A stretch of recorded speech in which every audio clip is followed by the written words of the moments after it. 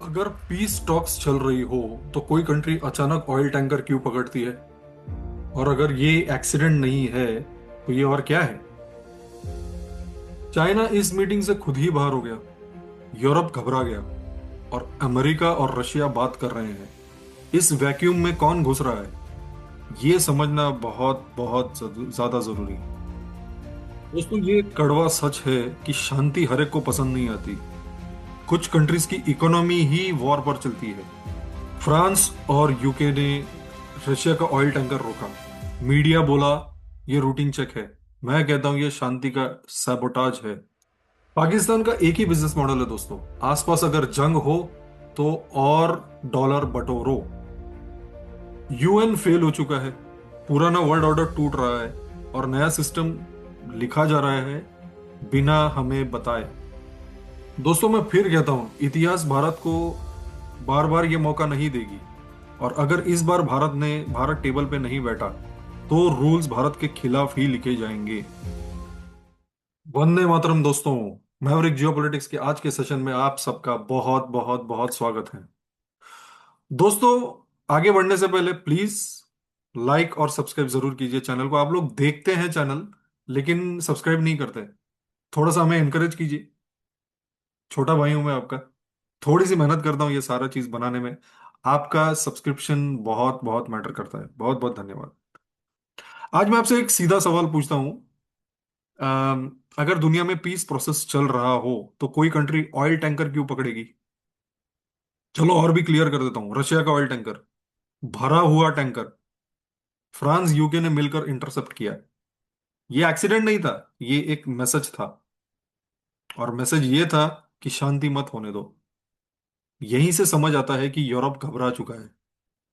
क्योंकि जब America decision लेने लगे यूरोप के, रशिया डील के करीब आ जाए, चीन चुप हो जाए, तो यूरोप इररिलेवेंट हो जाएगा।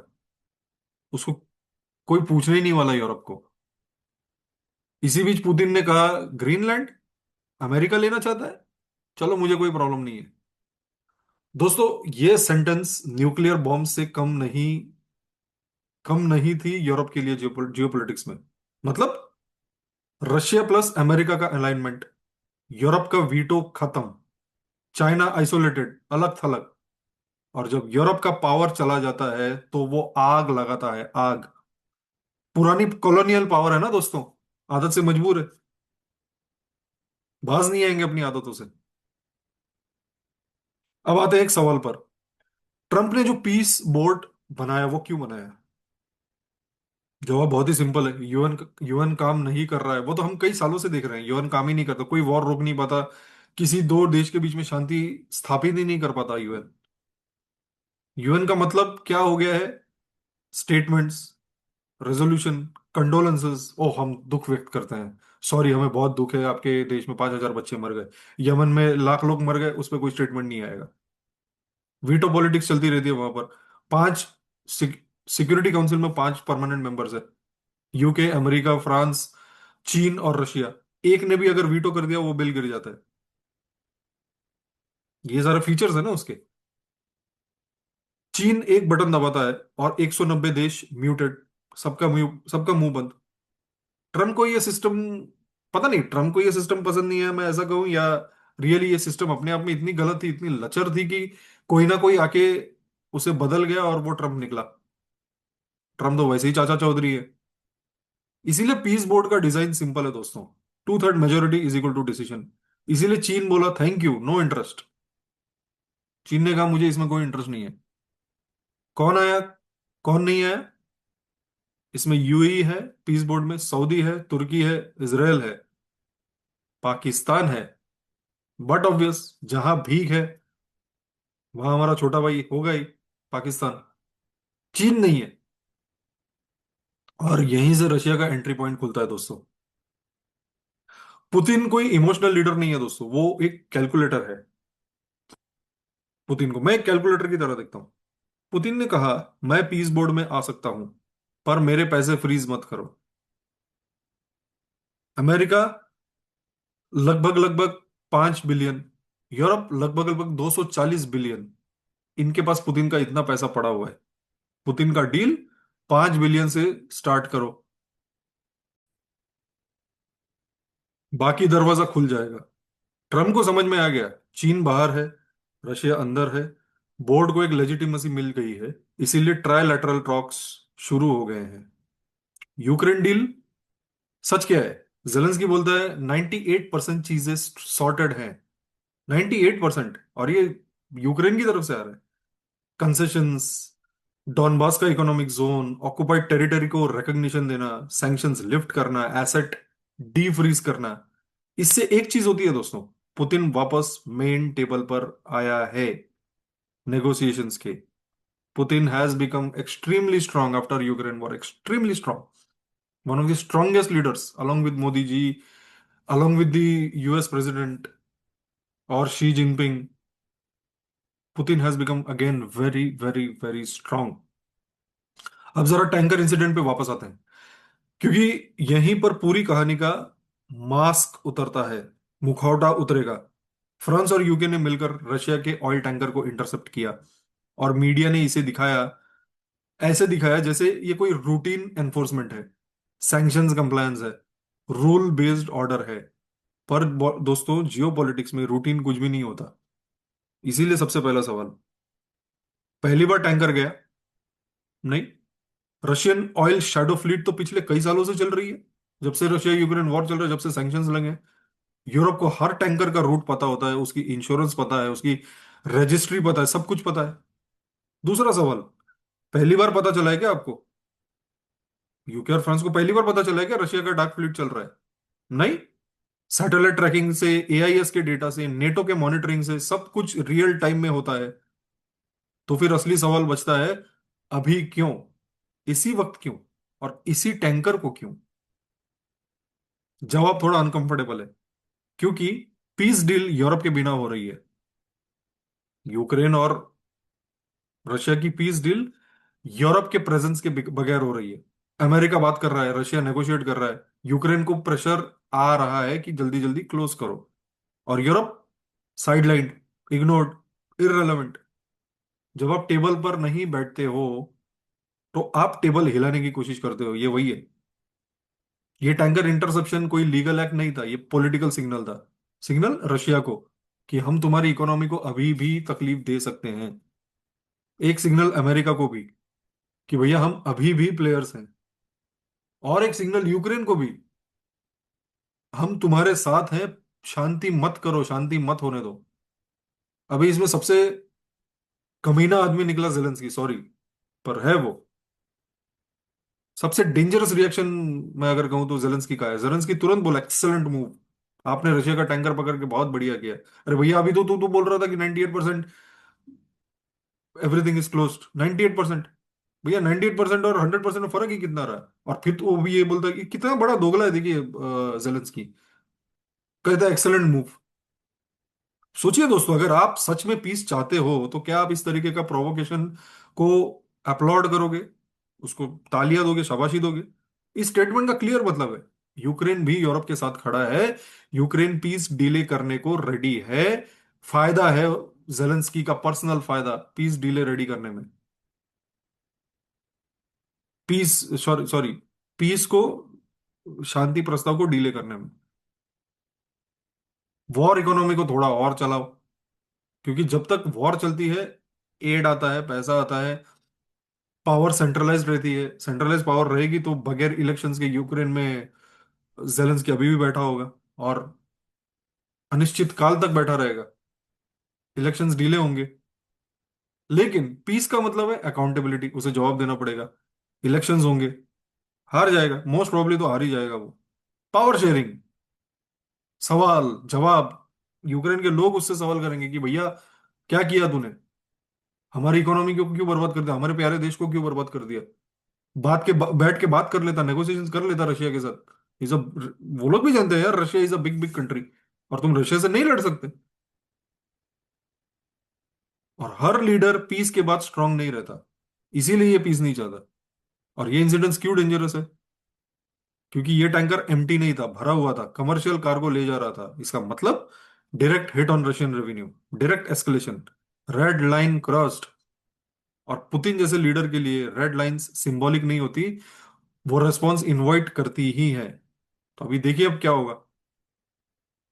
अमेरिका के बाद अभी फ्रांस और यूके ने भी इनका टैंकर रोक लिया। यहीं से वर्ल्ड वॉर का रिस्क बढ़ता है ना। वर्ल्ड वॉर मिसाइल से स्टार्ट नहीं होता, वर्ल्ड वॉर मिस कैलकुलेशन से स्टार्ट होता है। चेन रिएक्शन देखिए अब इसका। यूरोप टैंकर पकड़ता है, रशिया रिस्पॉन्ड करेगा, यूक्रेन और एग्रेसिव हो जाएगा, नेटो प्रेशर में आएगा, अमेरिका फोर्स इन्वॉल्वमेंट में फंस जाएगा। और फिर कोई भी बोलता है कि हमने ये प्लान नहीं किया था, पर इतिहास गवाह है दोस्तों, वर्ल्ड वॉर्स कभी भी प्लान नहीं किए जाते, वो स्लाइड होते हुए जाते हैं। इस टैंकर इंसिडेंट का मकसद ऑयल नहीं था दोस्तों, इसका मकसद इंस्पेक्शन नहीं था, इसका मकसद लॉ एनफोर्समेंट भी नहीं था। इसका इसका आ, इसका एक ही मकसद था, पीस को डिरेल करना। और जब पीस डिरेल हुई, सबसे ज्यादा नुकसान होगा सोल्जर्स को, सिविलियंस को, ग्लोबल इकोनॉमी को। ग्लोबल इकोनॉमी ने तो चलो थोड़ा बहुत अपने आप को संभाल भी लिया, क्योंकि अब 4 साल हो गए, हर एक को आदत पड़ गई है। पर फायदा किसे होता है दोस्तों? वॉर इकोनॉमिक्स को, पावर होर्डिंग एलिट्स को, इररेलेवेंट प्लेयर्स को, जो रेलेवेंस वापस चाहते हैं, जैसे यूके और France. They were not relevant, और रेलेवेंस होने के लिए, रेलेवेंस ढूंढने के लिए उन्होंने ये हमला करवाया है, टैंकर को सीज करवाया रहा। एक लाइन याद रखिए दोस्तों, जो जो देश पीस, शांति से डरते हैं, वही सबसे ज्यादा वॉर प्रोवोक करते हैं। पाकिस्तान, ये यूक्रेन, ये नेटो वाले। यूरोप का डर सबसे लाउड है दोस्तों आज। चलिए आपके फेवरेट टॉपिक पर आते हैं, पाकिस्तान, थोड़ा बहुत इस पे बात करते हैं। अ, और मैं इसको मजाक में नहीं रख रहा हूं दोस्तों, केस स्टडी की तरह रख रहा हूं। सबसे पहले एक लाइन याद रखिए, पाकिस्तान का मॉडल क्या है? War near by is equal two dollars inside my pocket. जो भी इनका आर्मी चीफ आता है, अभी तो फील्ड मार्शल है मुल्ला मुनीर, वॉर कहीं भी चले, मेरे जेब में डॉलर आए बस। जब तक आसपास कहीं आग लग रही है, तब तक पाकिस्तान के आकाओं, आर्मी चीफ, उनके जनरल्स, उनको ऑक्सीजन मिलती रहेगी। चाहे वो अफगानिस्तान हो, इराक हो, वॉर ऑन टेरर के नाम पे हो, या आज गाजा या यूक्रेन, पाकिस्तान हमेशा साइड में खड़ा होता है, हाथ फैला के कहता हुआ, मैं मदद कर सकता हूं। पाकिस्तान मदद करेगा, बोलो। डावस में पाकिस्तान क्या बोलने गया था? वर्ल्ड इकोनॉमिक फोरम जैसे प्लेटफॉर्म पर, जहां ग्लोबल सीईओज और पॉलिसी मेकर्स बैठे थे, पाकिस्तान कोई रोड मैप लेकर नहीं गया, वो शॉपिंग लिस्ट लेकर गए। उनका पिच था, पीस कीपिंग देंगे, मतलब जवान हम भेजेंगे, रिस्क तुम्हारा, कंट्रोल हमारा। लीडरशिप चाहिए, मतलब डिसीजन हम लेंगे, अकाउंटेबिलिटी कोई और। आईएमएफ का पैसा चाहिए, बिना रिफॉर्म्स, बिना रिटर्न प्लान, बिना 1 डॉलर का शर्म। इतना बेशर्म है ये पाकिस्तान की, पैसे लेते ही जाता है, लेते ही जाता है, लेते ही जाता है, रिटर्न करने का नाम ही नहीं है। कभी वुमेन एम्पावरमेंट के नाम पे ले लिया, कभी वाटर कंजर्वेशन के नाम पे ले लिया। मतलब इतना बेशरम और नकारा देश आपको ढूंढ के कहीं नहीं मिलेगा। तो कैसा देश है यार ये, मैं तो कभी कभी हैरान हो जाता हूँ कि ये आंखों को, इनको समझ में भी नहीं आता। खैर इनको फर्क नहीं पड़ता ना, क्योंकि इनके बच्चे तो यूरोप में पढ़ रहे हैं या अमेरिका में पढ़ रहे हैं, ये भी सेटल, रिटायरमेंट के बाद वहीं सेटल हो जाएंगे। मरते तो हम पाकिस्तानी हैं, इनको नहीं फर्क पड़ता कुछ। अब ट्रंप ने मस्त एक जवाब दिया इनको, लेकिन ट्रंप ने यहाँ पर डिप्लोमेसी नहीं की, ट्रंप ने अकाउंटिंग की, और सीधा बोल दिया तुम चौकीदारी करो, तुम चौकीदार हो, हमारे सिक्योरिटी गार्ड वाली कंपनी हो, तुम पाकिस्तानी हो। मतलब तुम फ्रंट एंड का काम करो, कमांड स्ट्रक्चर हमारा रहेगा, रूल्स हम लिखेंगे। ये पाकिस्तान के लिए इंसल्ट नहीं है दोस्तों, ये एक रियलिटी चेक था। थोड़ी सी अगर शर्म आए इन लोगों को, तो अपने घर में बैठे रहो और अपने देश पहले संभालो भाई। मौलाना फजलुर रहमान का एक अनकंफर्टेबल सच सामने आया है, और यहीं पर उन्होंने कहा है कि, मतलब, अपना मुल्क सेफ नहीं और गाजा में पीस करने चले। ये मौलाना फजलुर रहमान का स्टेटमेंट आया है, जो उनके नेशनल असेंबली में बैठता है। पाकिस्तान के अंदर स्कूल सेफ नहीं है, मस्जिद सेफ नहीं है, मार्केट सेफ नहीं है, माइनॉरिटीज का तो छोड़ ही दो, वो सेफ नहीं है। आर्मी का कंट्रोल भी अपने देश के अंदर सिलेक्टिव है, और कुछ एरियाज में सिर्फ नाम का है। तो फिर सवाल नेचुरल है, दूसरों के जख्म भरने जा रहे हो जब खुद तुम्हारी इतनी तकलीफ है। पाकिस्तान का असली स्ट्रक्चरल प्रॉब्लम है institutional collapse, army versus clerics. हालांकि अभी आर्मी का उनका जो फील्ड मार्शल है, फील्ड मार्शल वो खुद एक मुल्ला क्लेरिक है। कुरान है हाफिज, हाफिज है कुरान, जो भी आप कहना चाहो। आर्मी चाहती है उनकी पावर, डॉलर, वेस्टर्न वर्ल्ड में लेजिटिमेसी। और ये क्लेरिक्स यानी मुल्ले मुलाना, ये लोग चाहते हैं ideological control, street power, narrative dominance, हमारे हिसाब से सब कुछ हो। दोनों एक दूसरे को टॉलरेट नहीं करते, दोनों एक दूसरे को टॉलरेट करते हैं मैं कहूंगा, लेकिन ट्रस्ट बिल्कुल नहीं है दोनों में।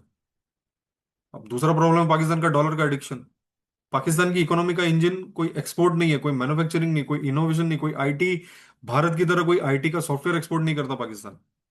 आईटी का, आईटी सर्विसेज में सपोर्ट नहीं देता पाकिस्तान। पाकिस्तान करता क्या है, उसकी इकोनॉमी चलती कैसे? एड से। आज इससे लोन ले लिया, कल हमने भाड़े के टट्टू भेज दिए गाजा में। भाड़े का टट्टू ही हो गया ना वो जो अपने सोल्जर्स को भेजेगा। कौन अपने सोल्जर दूसरों के देश में मरवाने को भेजता है, unless you are in a UN peacekeeping force. और जो इकोनॉमी भीख पे चल रही हो दोस्तों, वो पॉलिसी पर नहीं, वो प्रेशर पे चलती है। ये प्रेशर डालो इसके ऊपर, डॉलर दबाएगा। कल चाइना से दबा रहा था, आज अमेरिका से दबा रहा है। पाकिस्तान का इतिहास आप उठाइए, कोल्ड वॉर में पाकिस्तान को यूज किया गया अगेंस्ट रशिया, अफगानिस्तान में मुजाहिद पैदा करने के लिए। वॉर ऑन टेरर में यूज हुआ उसका। हर बार, हर बार काम खत्म, रेलेवेंस खत्म। और जब रेलेवेंस खत्म होती है तो पाकिस्तान पे सैंक्शंस लगते हैं, आइसोलेशन होता है उसके ऊपर, इंटरनल इम्प्लोजन शुरू हो जाता है। इतिहास पाकिस्तान के लिए बहुत क्लियर है, जब काम खत्म तो एसेट खत्म। ना आइडियोलॉजी बचाती है, ना रिलीजन, ना न्यूक्स। सिर्फ एक चीज बचाती है। भारत की तरफ देखो, strong institutions and self sustaining economy.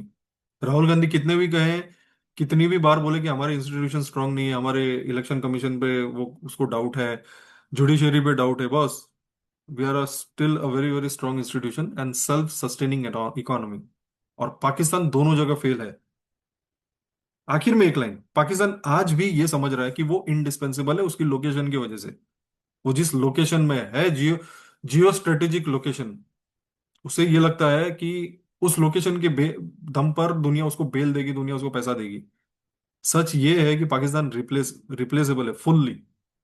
और जियोपॉलिटिक्स में रिप्लेसेबल एसेट्स ज्यादा देर तक जिंदा नहीं रहते। च्युइंग गम की तरह उन्हें थूक दिया जाता है जब उनका काम समाप्त हो जाए। अब जरा फाइनल पिक्चर ध्यान से देखिए दोस्तों, क्योंकि यहीं पर पूरी जियोपॉलिटिक्स का एक्सिस शिफ्ट आपको समझ में आएगा। चीन बाहर है, और ये बाहर होना कोई एक्सीडेंट नहीं है। चीन ने खुद डिसाइड किया कि मैं इस टेबल पर नहीं बैठूंगा। क्यों? क्योंकि इसमें वीटो नहीं है। चीन हर बार वीटो चलाता है यूएन में। इस टेबल पर नंबर्स चलते हैं। That is why I feel ये जो गाजा बोर्ड है, हालांकि डोनाल्ड ट्रंप ने बनाया और उसका खुद का कोई भरोसा नहीं है, लेकिन Gaza board is a good good idea. और भारत को डेफिनेटली इसमें पैर डालना चाहिए। चीन सोच रहा है कि इस पे नंबर्स चलते हैं, इस पर मेजोरिटी चलेगी तो मेरा वीटो खत्म। और जहां चीन का वीटो खत्म होता है, वहां चीन का कंफर्ट जोन भी खत्म हो जाता है। यूरोप घबराया हुआ है। और ये घबराहट सिर्फ उसकी पॉलिटिकल नहीं है, ये एग्जिस्टेंशियल पैनिक है। यूरोप को आदत थी, अमेरिका बोले, यूरोप ओके बोले और जी हजूरी करे और यूएन स्टैंप लगा दे।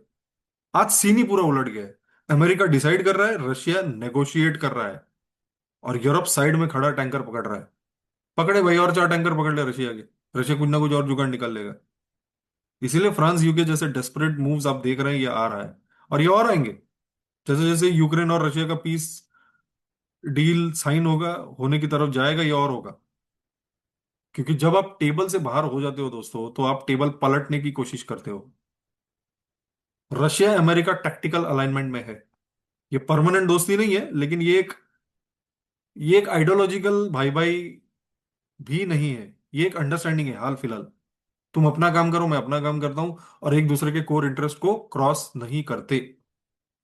यूक्रेन में रशिया को स्पेस चाहिए, मिडल ईस्ट में अमेरिका को फ्री हैंड चाहिए, आर्कटिक और ग्रीनलैंड में चाइना को रोकना है। इंटरेस्ट अलाइन हो गए। मॉरल्स सेकेंडरी हो गए। और जियो पॉलिटिक्स ऐसे ही चलती है दोस्तों। और जब चीन खुद को आइसोलेट कर रहा है, यूरोप इररेलेवेंट होते जा रहा है, अमेरिका और रशिया एक लिमिटेड अंडरस्टैंडिंग बना लेते हैं, तब एक वैक्यूम क्रिएट होता है। और इतिहास का एक सिंपल रूल है दोस्तों, वैक्यूम कभी खाली नहीं रहता। मैं थोड़ा सा इतिहास के कुछ कुछ लर्निंग्स जो है थोड़ा सा अपने पास रखता हूँ, और मैं बार बार आपको कोट करते रहता हूँ। I don't know how you feel, whatever you feel मुझे बताइए कमेंट्स में कि that is a right way of putting things, bringing things to you, या कुछ उसमें चेंज करूँ, प्लीज मुझे बताइए। I would like to have that conversation. अब इस वैक्यूम को भरता कौन है? यूएई, ब्राजील, तीसरा भारत। और ये कोई कोइंसिडेंस नहीं है, ये तीनों ग्लोबल साउथ के पिलर्स हैं। भारत के पास आज मार्केट है, मैन पावर है, मॉरल क्रेडिबिलिटी है, और सबसे बड़ी बात एक स्ट्रेटेजिक ऑटोनॉमी है। भारत किसी के कैंप में नहीं है, भारत किसी का प्रॉक्सी नहीं है, भारत सबसे बात करता है। और किसी के लिए सोल्ड आउट नहीं होता है। और इसीलिए इसराइल भारत के साथ कंफर्टेबल है, फिलिस्तीन भारत के साथ कंफर्टेबल है, अमेरिका भी भारत से बात करता है, रशिया भी भारत पर भरोसा करता है। और ये capability is extremely rare. Brazil Latin America का गेटकीपर है, ग्लोबल साउथ का इकोनॉमिक हैवीवेट। चाइना के एब्सेंस में ब्राजील एक काउंटर बैलेंस वॉइस बन सकता है। ना वेस्ट का इको, ना ईस्ट का एक्सटेंशन। वहीं UAE neutral ground, neutral ground लेके आता है ना वो कभी भी किसी का साथ नहीं देता भारत की तरह, बहुत ज्यादा किसी के इसमें नहीं पड़ता। हाँ, सऊदी का साथ देता तो, क्योंकि सऊदी को वो बड़ा भाई मानता था, पर अभी वो भी चेंज हो रहा है। पैसा बहुत लाता है यूएई। लॉजिस्टिक्स, आप जबेल अली का पोर्ट का लोकेशन देखिए, it's a trans trans harbour location, right. सिर्फ एग्जीक्यूशन पे ध्यान देता है, वो आइडियोलॉजी ज्यादा अपनी प्रेस नहीं करता। इसीलिए ट्रायलैटरल मीट जो होने जा रही है रशिया, यूक्रेन और यूएस की, वो यूएई में होने जा रही है, सऊदी में नहीं, कतार में नहीं। यूएई बोलता है जो करना है बस सिस्टम काम करना चाहिए, जो करना है करो। और यहीं पर दोस्तों पहली बार ग्लोबल साउथ को मिल रहा है एक टेबल, सिर्फ ऑब्जर्वेशन नहीं, डिसीजन मेकिंग टेबल। वॉइस, आवाज, सिर्फ स्टेटमेंट नहीं, आउटकम शेप करने का मौका। एक लेवरेज भी मिल रहा है, पैसा, मैन पावर, लेजिटिमसी, तीनों का कॉम्बिनेशन। पहले ग्लोबल साउथ सिर्फ नंबर्स था, आज ग्लोबल साउथ नेगोशिएटर बन रहा है। लेकिन भारत के लिए भी एक वार्निंग है दोस्तों, भारत के लिए ये मिस करने का मोमेंट नहीं है। इतिहास भारत को बार बार, मैंने फिर कह रहा हूं, पिछले वीडियोस में भी मैंने कहा है, इतिहास भारत को बार बार चांस नहीं देगी। कोल्ड वॉर में हम लेट आए, यूएन रिफॉर्म्स में हम लेट पड़ गए। इस बार भारत ने अगर ओवर कॉशन दिखाया, फेंस सिटिंग को कंफर्ट बना लिया, मतलब हम लोग अगर फेंस के बाहर बैठे तो ये वैक्यूम कोई और भर देगा। और जियोपॉलिटिक्स में जो सीट खाली छोड़ता है उस पर कोई ना कोई और बैठ जाता है। भारत को इस मूवमेंट को शेप करना है, डिफाइन करना है और लीड करना है अपने हिसाब से। तरीके ढूंढिए। I would ask our leadership to find ways. मैं तो सिर्फ ये चाहता हूँ, एक छोटा मोटा मैं यूट्यूबर हूँ जो कमेंट करता हूँ जियो पॉलिटिक्स पे, मैं तो ये चाहता हूँ कि भारत इस टेबल पर बैठे। बैठो, नहीं जमता निकल जाओ बाद में, पर बैठो, जाओ। अब नहीं बैठोगे गलती करोगे। At least go and get a feel कि क्या चल रहा है, बातें क्या चल रही है। बाद में अगर आपको लगे कि भारत के हित में नहीं है, निकल जाओ। जो भारत के हित में होगा हम वो करेंगे, नहीं होगा नहीं करेंगे। तो दोस्तों पीस बोर्ड मेरे हिसाब से कोई परफेक्ट चीज तो है नहीं, nothing is perfect in this world, पर इफेक्टिव हो सकता है। यूएन एज ऑलवेज वीक है। जैसा मैंने कहा, ओल्ड ऑर्डर कोलैप्स हो रहा है और नया ऑर्डर नेगोशिएट हो रहा है। और पाकिस्तान जैसे स्टेट्स ये सिर्फ रिमाइंडर हैं, नॉइज मेकर्स का एक शेल्फ लाइफ होता है। चलिए, यहीं पर आज के सेशन को हम अंत करते हैं। अगर आपने चैनल सब्सक्राइब नहीं किया दोस्तों, प्लीज कर दीजिए, प्लीज। सब्सक्रिप्शन बहुत जरूरी है ग्रो करने के लिए, and from a motivation perspective. जय हिंद, भारत माता की जय।